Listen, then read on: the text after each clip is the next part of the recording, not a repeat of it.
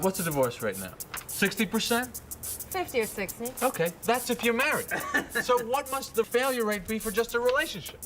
99.9%? Yeah, that would mean you'd have to date roughly 1,000 people to meet someone you're gonna stay with. Well, it's all very encouraging. Something's up. There's something in the air. What's with you? I think this is it. What's it? I saw Sienna again. Sienna? Yeah, he's dating a crayon. We discussed toilet paper. Toilet paper? Yeah. I told her how toilet paper hasn't changed in my lifetime and probably wouldn't change for the next 50,000 years. And she was fascinated. What are you talking about? Yeah. Toilet paper's changed. Yeah. It's softer. Softer. More sheets per roll. Sheets. Comes in a wide variety of colors. Colors? Okay, fine. It's changed. It's not really the point.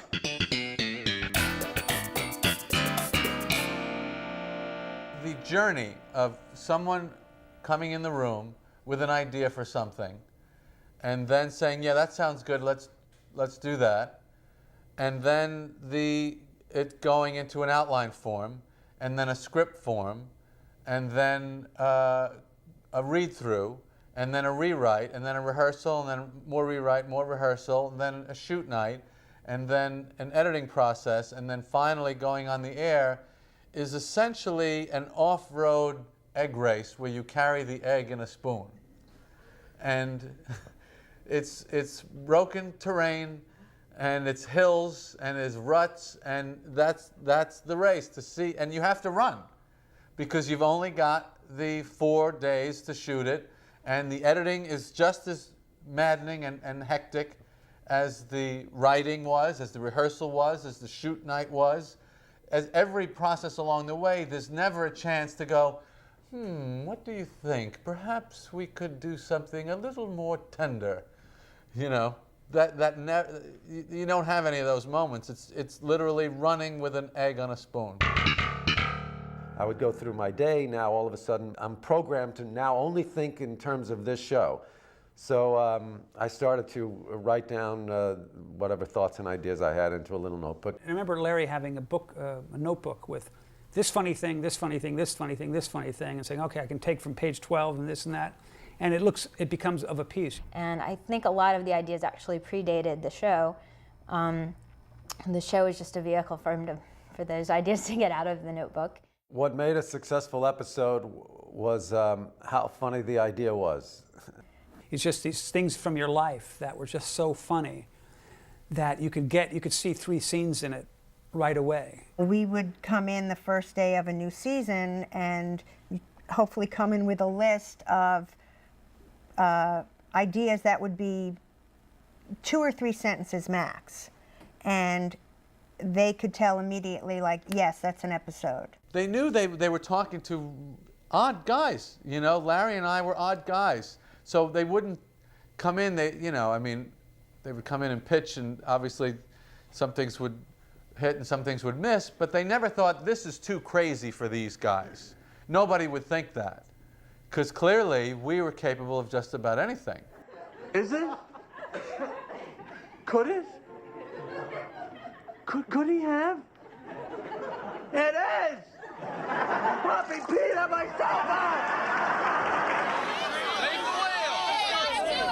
Save the whale, George. For me.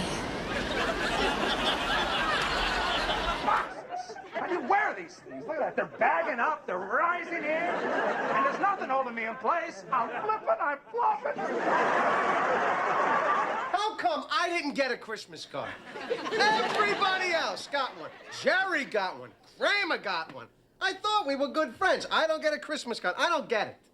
You want a Christmas card? You want a Christmas card? All right, here. Here's your Christmas card. There was a tone we set with the writing staff that Larry set, that it had to be original, it had to be unique, it had to be something very funny and very fresh. Pitching stuff to Larry was always an experience because he had a little pen which he would have in his hand and he would sort of roll it, and then you'd be pitching and he would sort of look at you and just shake his head.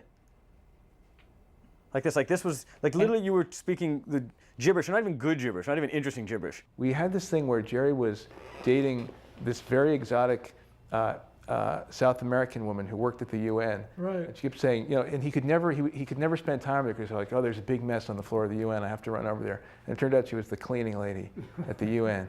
And we tried so hard to sell him on the story. He never wanted to do it. No, I just don't. I just think you're going to see it coming. What else you got? We pitched one thing to him, and I remember he just sort of turned and kind of just walked away. And he never said yes or no. He just kind of went.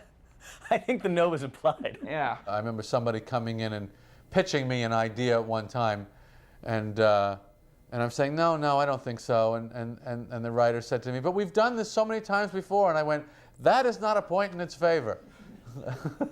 There would be times when you would go in and you'd like have a bunch of ideas and you'd pitch them, and they didn't really go for them. But then you would just tell something that actually happened to you, or an anecdote. Like we talked about a guy we knew at college who ate his Snickers bar with a knife and fork. And Larry said, oh, you should put that in the show.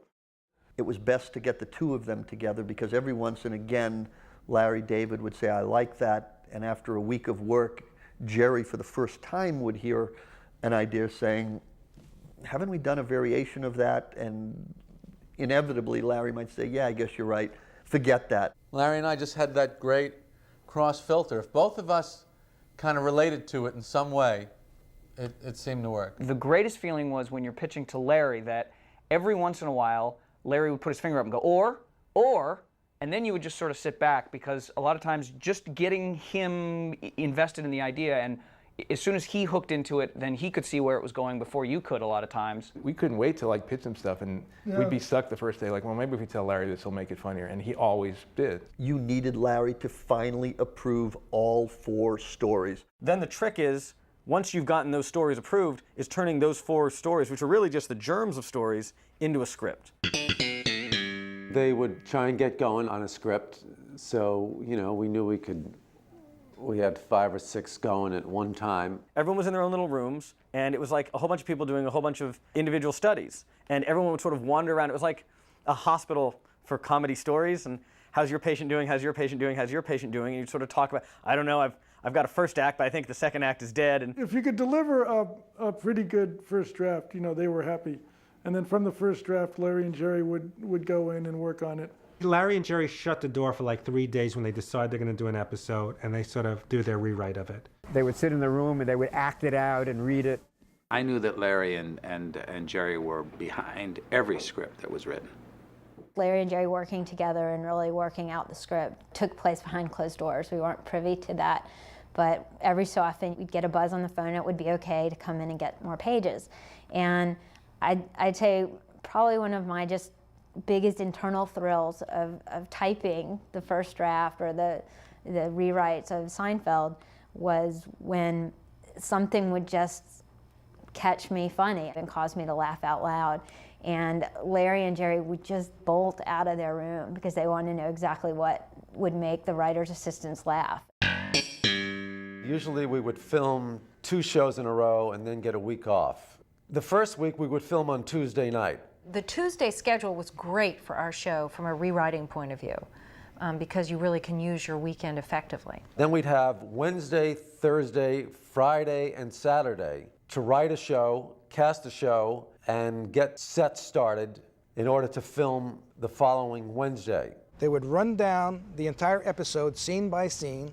I would find out what was required, how many people were in the sets, if there were entrances and exits. Sometimes we had 15 or 20 sets. Some of them were just 1 wall or 2 wall sets, but nevertheless, they had to be pulled together. I would go away, design the set, go up and knock on Jerry and Larry's door to show them what was going on. They were relatively interested, but they were more interested in the writing, and they just looked at it and said, yeah, I think that's going to work. We were all about writing. We didn't really want to hear from anybody, talk to anybody. It was just writing and rehearsing. The casting was quick, editing was quick, everything else we did very quickly, but we labored over the writing. Characters were always inserted into the show for whatever fit comedically. It's not like, I want to put Jerry's parents into the show. Let's get some parents, and then come up with an idea for the parents. First the idea comes, and then you cast from the idea. And when I look back on some of the guest stars, you know, that jumped to starring in their own TV series, it's remarkable. The Courtney Cox, she played in the episode called The Wife. The Virgin, it was played by Jane Leaves. Terry Hatcher, she was in The Implant. Jamie Gertz, she was in an episode called The Stall. We had Michael Chiklis, David James Elliott, Bryan Cranston, who played Watley the dentist, Peter Krause from The Limo, 6 Feet Under. We saw these people and saw their potential, so that was hugely exciting, those casting sessions. The typical casting session would happen either the same day that we got the script or the next morning. I was the 6th one in, and I was sitting near the door where I heard all the women before me screaming like banshees. The actors would sign in, they'd have about 15 minutes with the material, and then they have to go into the room and perform. The first sight and sound I heard relaxed me, and that sight and sound was Jerry, sitting at his desk. We read through it, and he started laughing, and that's the indicator. You know, if you can make him laugh, then you've got a good shot of being on the show. I knew that from having watched the show that they respond to, you know, something different, quirkiness, choices. Usually it's the people who make us laugh the most. Larry came out and said, yeah, Danny, you got the part. Can you work in 30 minutes? And I said, yeah, absolutely. When someone walked in that had that funny thing about them, you know, it was like, okay, let's just get him and we'll make it work. You go from not having a job to knowing you're on the #1 show in, you know, such a short amount of time. It's just such an exciting feeling. Well, table readings for sitcoms are just the greatest experience because everybody's excited about a brand new episode. The writers are there. There's anticipation. The new cast is in. The supporting cast is there. And it's just a way to start anew. I sit down and we all start going around in the read. You could see everybody was in character almost immediately because of the words, and then you knew it was only going to get better as the days went by. That was just a cool thing to already see the creative process going just from being at the table read. They were very loose and easy, and nobody stopped anybody. It was just, everybody laughed like hell. What is that? I painted my face. You painted your face. Yeah. Why? Well, you know, support the team. David, you can't walk around like that. Why not? Because it's insane. Well, hey, you gotta let them know that you're out there. It's the playoffs. Seldom did something get to the table that was not funny. And if it wasn't exactly what it needed to be, it would be exactly what it needed to be by shoot night. It was a show that got better as you went, not worse. I started to get very comfortable knowing that whatever problems we had at that table read, if the script was weak, it got fixed. To me, Seinfeld is Seinfeld because of those scripts. They got the scripts got the ball, you know, to 10 feet of the goal, and then we would run it into the end zone. When we first get to the floor with the scripts in our hands and start blocking, we knew our characters so well that we could walk and find our place in Jerry's apartment or whatever set we're into quite quickly. Let's move on to the set, and the four of us will kick it around. You know, this line might actually be funnier on Elaine because it would be more unexpected, and vice versa. And sometimes we would also say, you know, if Mike did one of his things here, you know, we'd get a laugh that we're not getting. So we were looking for opportunities for each other and taking care of each other. When Tom Sharonis left us and Andy Ackerman came in to replace him as director, I, of course, was a little concerned about something new in the middle of it. You know, don't fix what isn't broken. He had to fit in well with the cast, and he had to fit in well with Larry. Andy was so seamless in his ability to blend in with everybody, let everybody kind of do what they wanted to do, but just gently always steer everything in a good direction. A lot of times we didn't have the sets ready, so we would just rough it out. Sometimes we'd put tape on the floor to figure out what the sets might be like, and we'd do some staging and blocking accordingly. Jerry's apartment was a small set, and there weren't a lot of options. You know, I mean, you came in and you come in through the front door and there was what we called the alley of power. And then, you know, you could be there and do your business. You could stand at the counter and sort of use it as a podium in a sense. So it's like, this is the area for big information.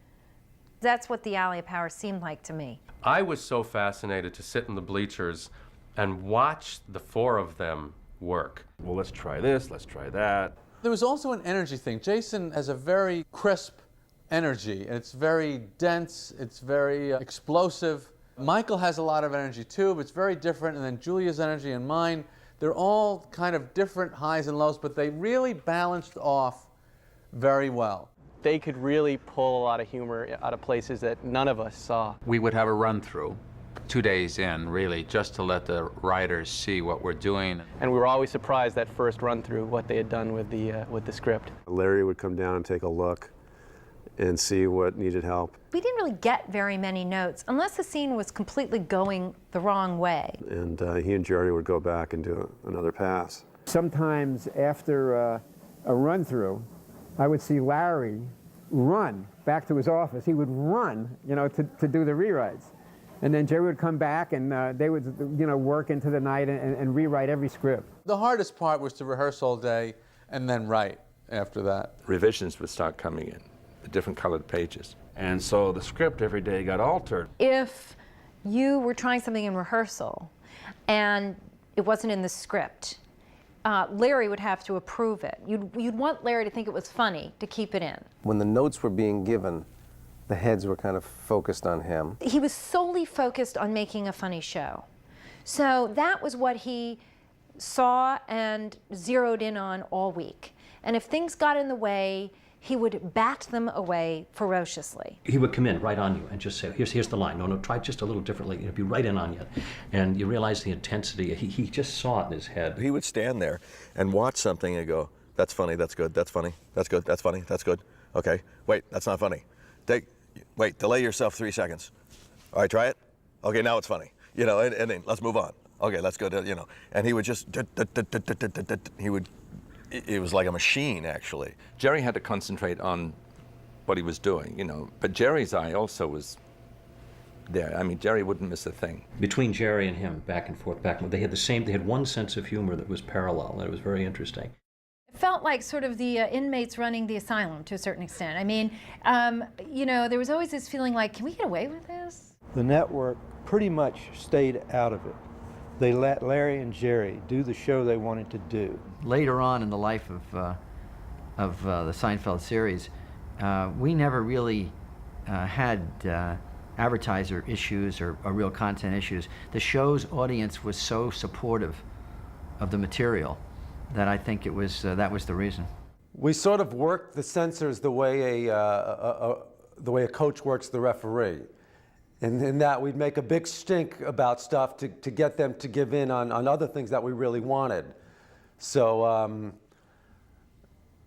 you know, eventually it's like, and I'm having these erotic conversations with censors on the telephone. I'm going, I need the 5 breasts. And, well, I can't give you 5 breasts, I can only give you 3 breasts. You know, well, what about the penises? Well, I could give you 1 penis, you know. And so, you know, and I'm beginning to have like sexual fantasies now about the censor who I'm conversing with every week about this kind of material. Just one little problem. Sexual? Yeah.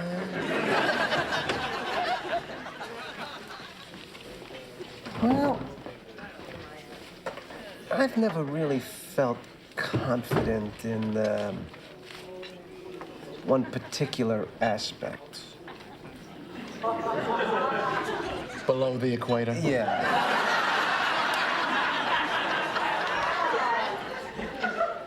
Nobody does. Up until Seinfeld came around, you had many shows with 10 or 12 scenes, basic sets, a couple of swing sets.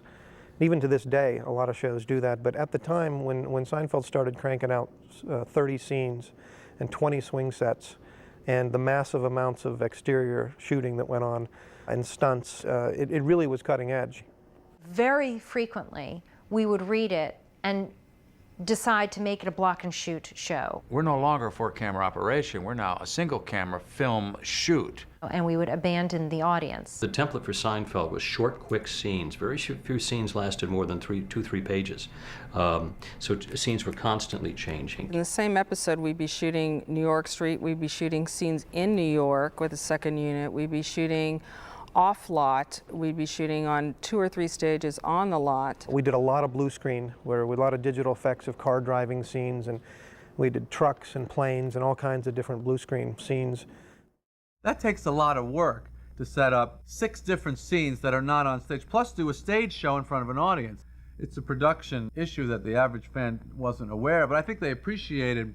It gave the show a vitality and an expansiveness. When it was your script, you got to go on the floor with Larry, you got to sit in the editing room with Larry, you got to go to the sound mix with Larry. It was just an extra pair of eyes to catch continuity things as somebody who knew the story pretty well. Because also, you know, if one of our shows was being produced that week, that was really all we had to do. Jerry and Larry also had the next show and the show they were editing in their heads. So we got experience that most sitcom writers on most sitcoms don't get at all. For the actors on this show, it was a very easy job. It was horrendous to be a writer on the show, but for an actor, it was great. We worked 8 months out of the year. We would have 2 weeks on, 1 week off. We had major holidays off.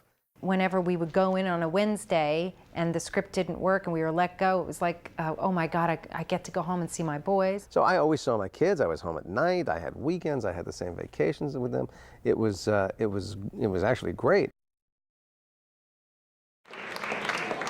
Okay, ladies and gentlemen, playing the part of Kramer, please welcome Michael Richards!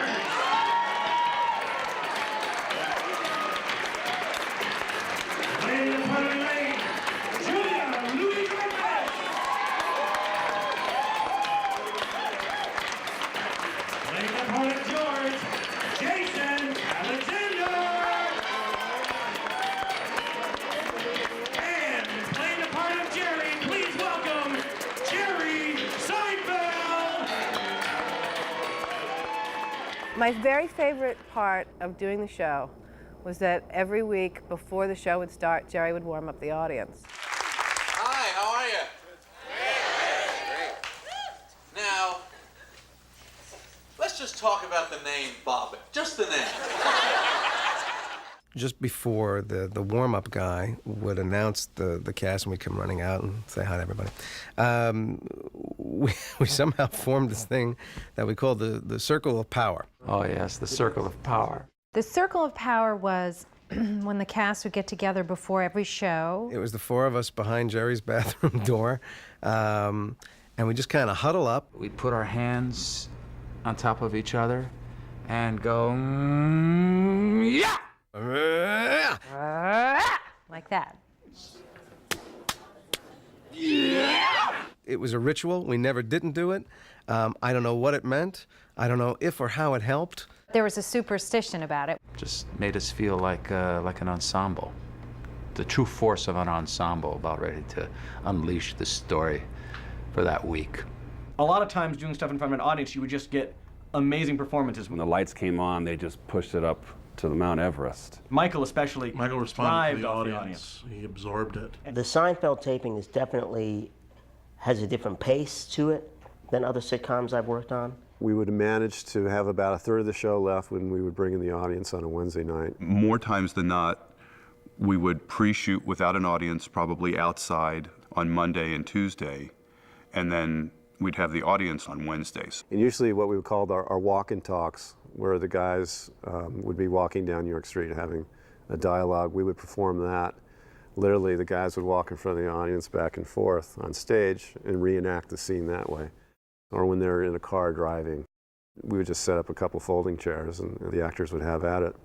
And then we would play back scenes that were filmed if the editor was able to cut them in time. To get a real, true audience reaction. All that pre-shooting, a lot of times, because there was an audience present, there was no room left for laughs. They would often miss a joke that's underneath a laugh. That is profoundly irritating. It was frustrating hearing these tremendous laughs we were getting, but not being able to use them on air. We would pretty much do 2 takes of each thing, maybe a pickup, and then move on, because there was so many scenes to shoot that it was just like boom, boom, boom. And changes are continuous right up until shooting. Even when you're taping, they're still making changes. One of the other things that you have to get used to is working on the show, and there's an audience of 400 people there, and there's a joke and it doesn't work, and you walk onto the stage, you walk onto the coffee shop set, and you talk to Jerry and Michael or Jason, and you sort of have a minute, maybe less, to come up with a new joke.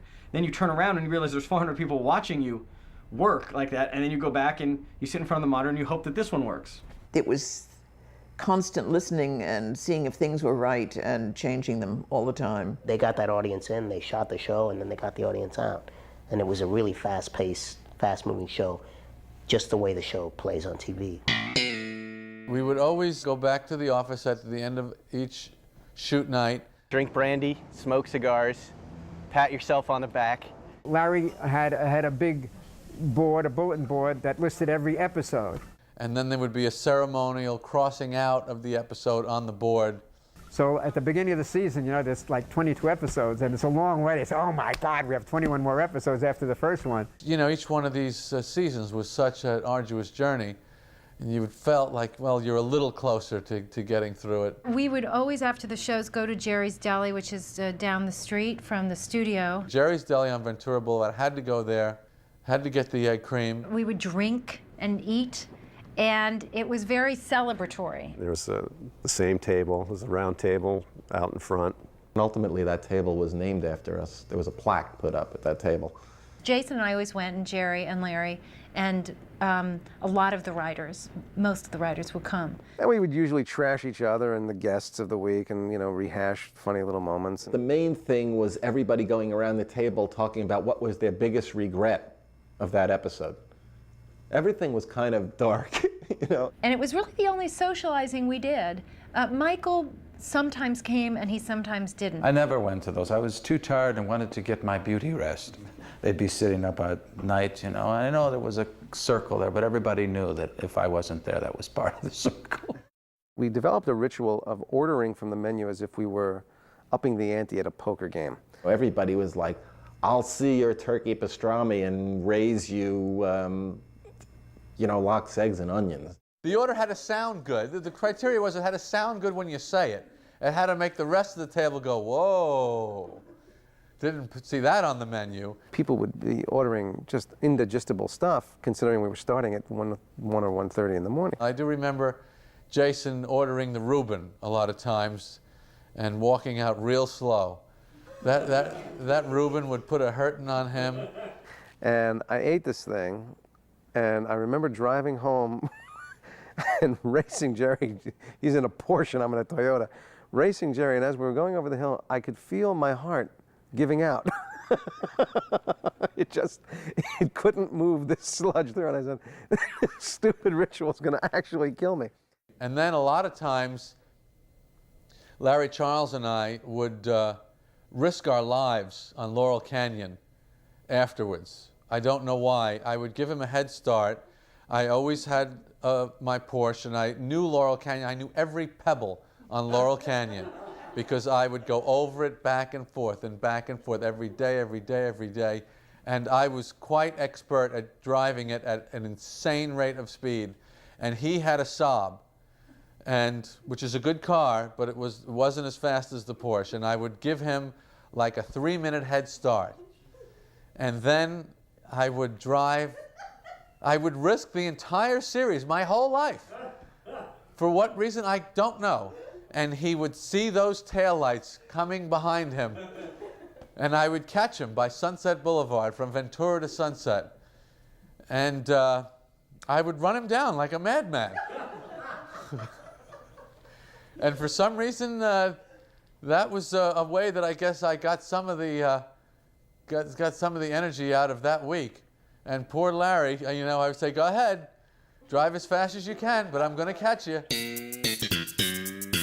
We would shoot these shows, and the guiding principle was shoot everything, because you never know what's going to be really juicy and good. And then, you know, the stuff that doesn't work, we'll take out.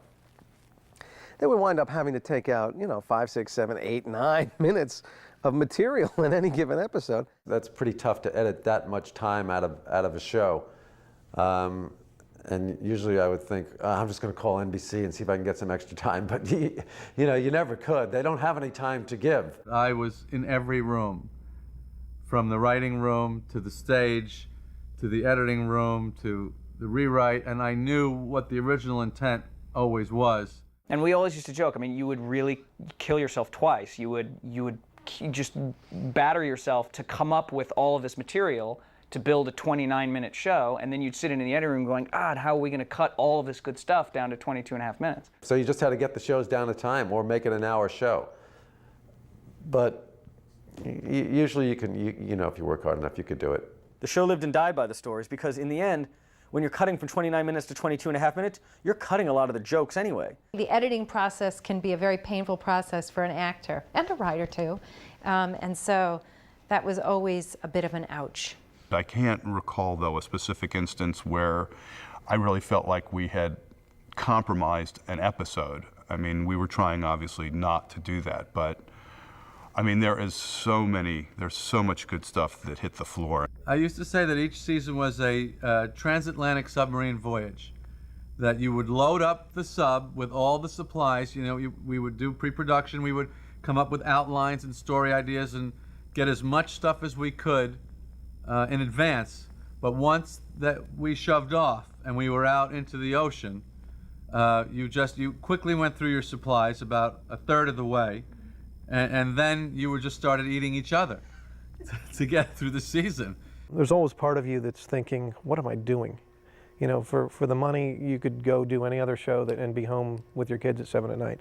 And I was working a number of times, I'd be in my same clothes after working all night, sitting at my desk wondering, like, is this worth it? And ultimately, you keep coming back to the same thing. Yes, it's worth it. There were times I was completely overwhelmed, but working with Larry and Jerry, you don't have the ability to say, that's it. You basically just keep going. If they're doing it, you're doing it. Each time you got over each hurdle, when you get the idea from a writer saying to you, how about this, to it being in the script, and it reads funny, and then you take it to the read-through, and that's a hurdle, and then it's funny at the read-through, and then you put it up on stage, and it's funny, and things would fall out at any one of these points all the time, and it was always heartbreaking. You could get it all the way to the edit, and it falls apart. You got it all that way, and right before it's just as it goes in the show, you go, that's not the right angle, and it's not funny at all now. And even though you had it all that way, and then just at the last moment, you drop the egg, splat.